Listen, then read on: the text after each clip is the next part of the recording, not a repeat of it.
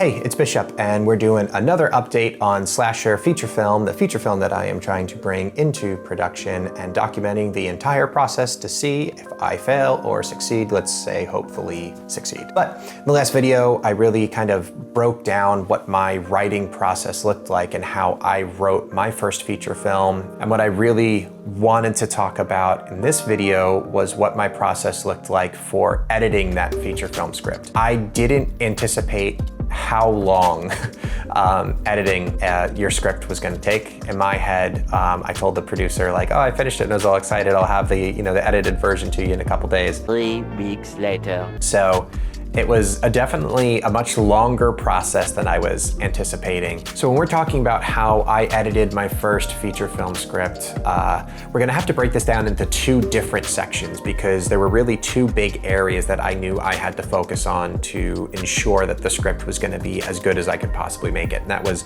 focusing on the story, the action, and the structure, and then focusing on the dialogue and really enhancing the dialogue. So those two things I really want to talk about separately because they were both really important, but we kind of had different mindsets when we were approaching them. So I want to kind of give the breakdown in that way where they're kind of separate. As far as the story and the structure and the action, the first thing that we really wanted to do when we were reading through is ensure that every chapter or every plot point in the story was 100% necessary, that everything that was happening in this script needed to be there, that if any scene was not providing something absolutely necessary to either the character development or the story development, it had to get removed because why is it there? Luckily, because I spent so much time outlining and so many drafts of the outline, the story was pretty ironed out. We didn't have to change or remove any story structure elements, but that was the first thing that we're really focused on, was just making sure that every plot point, every scene needed to be there. What the longest portion was really going over the action and ensuring that the action and the structure and the formatting were all accurate. As I mentioned in the last video, my background in writing is all in prose. Everything that I had written in the past is always overly descriptive and elongated and word heavy, and that's just not the way that screenplays read. They need to be short, punchy, and to the point. So when we were going through the story and really editing, what we would really do is as we were going through the script, we were essentially making sure that the action was as condensed and to the point as we could possibly get it, that if there were any lines that were talking about internal monologues or emotions or this or that, they got scrapped because that's something that we're gonna direct on set and it's something that the actors are gonna communicate on the screen. They're not things that need to be written in the script. So that was, a big part of the process of editing, 90 pages was every spurt of action that was written on the page. We had to make sure that it was condensed to the point and was only things that were gonna happen on the screen. And there was a lot that we had to get rid of because, even at this point with all the short films I've written, I'm still not where I want to be with writing. But one of the biggest things that I noticed that helped me be a lot more concise with it was we shifted our mindset into essentially approaching it like, how would this be written if it was in a comic book? And if you've read comic books, it's very punchy, it's to the point, it's character walks in, boom, pow, bam, it's very fast.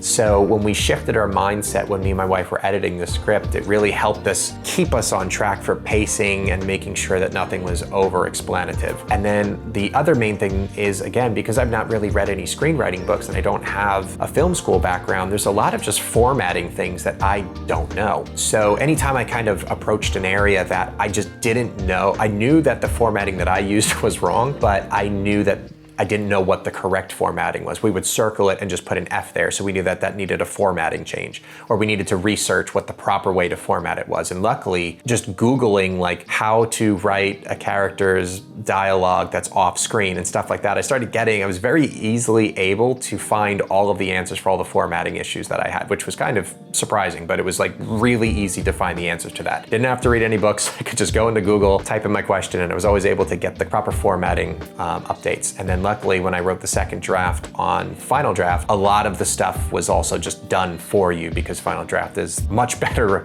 screenwriting program than Celtics is. But yeah, so that was the first thing that focused a bunch of our time on, was really tightening up the action, making it quick to the point, and making sure that every plot point was necessary and needed to be in the story.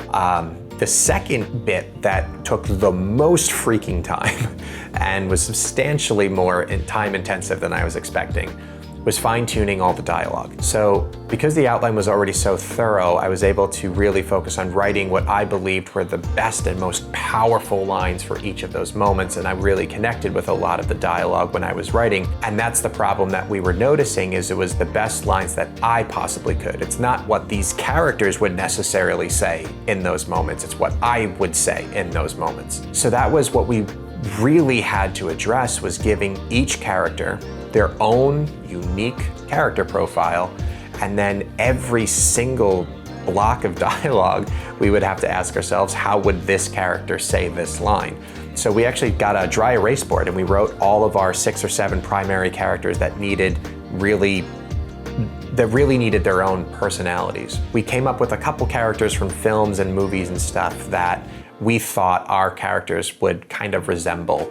You know, like our lead character, Riley, was kind of a hybrid between Enid from Wednesday and Hit Girl from Kick-Ass. She was kind of that hybrid. So anytime that we hit, a piece of dialogue, it was just, how would Enid say this? Or how would Hit Girl say this? And it helped us change our mindset, because a lot of the lines that I wrote wouldn't be necessarily how Enid would say that line. And even just something as okay would be said different between, like some characters would say okay, some would say K, some would just nod. And just like having to know your characters enough to know how they would, respond to every type of command. So that was essentially what we did for every single piece of dialogue, is how would this character say it? How would Loki from Prisoners say this line? How would, Brad Pitt's character from Seven say this line? And it helped us really ensure that every character had their own life, their own personality. We made sure that they interacted with other characters differently than how they interacted with different characters. Dana's character interacts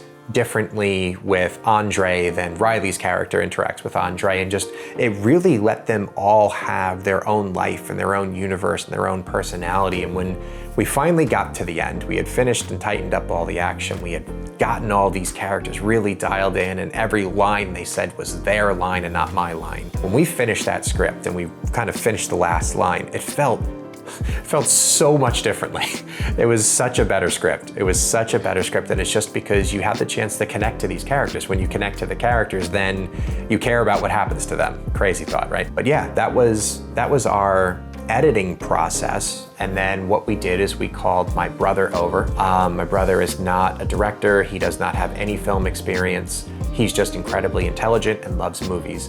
And I wanted him to do a table read with me, but also give feedback and notes. And the reason that I chose someone like my brother and not somebody who's an incredibly educated film writer or another director that's done a bunch of films is I really feel like a lot of the people that I would have sent it to that were writers and stuff, they would essentially be looking for reasons to destroy the script and I want to find all the problems so that I can red pen it, so that I can tell you all the things you did wrong. And that's not helpful to me. That's like, if you're just going in with the mindset of I'm gonna find every freaking problem that could possibly be in there, you have the wrong mindset, to me. Like, you're not helpful to me because you're going in with the wrong mindset. I wanted somebody like my brother that just loves movies, and he was gonna go in and be genuinely entertained, or he wasn't, but he was also intelligent enough to know that if something didn't make sense, that he would catch it and address it. And that's what happened.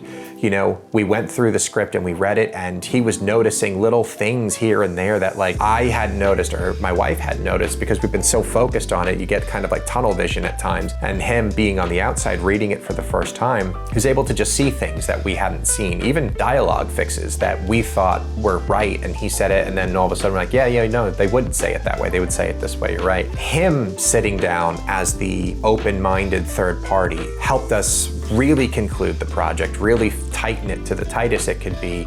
He loved the script. I got him on the twist, which was amazing, because if my brother didn't catch the twist, then that means most people won't. But yeah, so it was just really fun to do a table read and just hear the script come alive for the first time. It was really fun. It was exciting, and it's a fun freaking script, man. It's fun. But yeah, so that was our process. We broke our minds into structuring action and story and really making sure that those were as tight as they could be.